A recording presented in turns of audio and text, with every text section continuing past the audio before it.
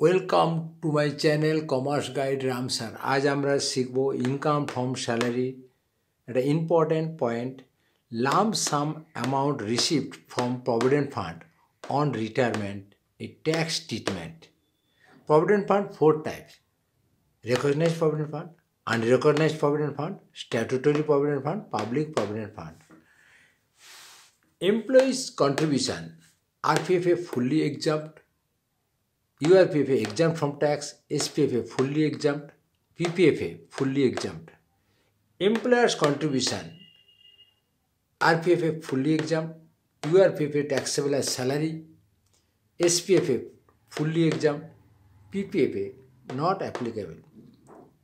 Interest on own contribution, RPFA fully exempt, URPFA taxable as income from other source, SPFA fully exempt, PPFA fully exempt.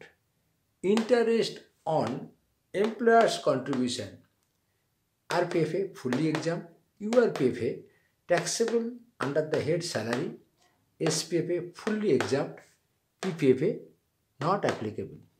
এইভাবে আমরা tax treatment জানব।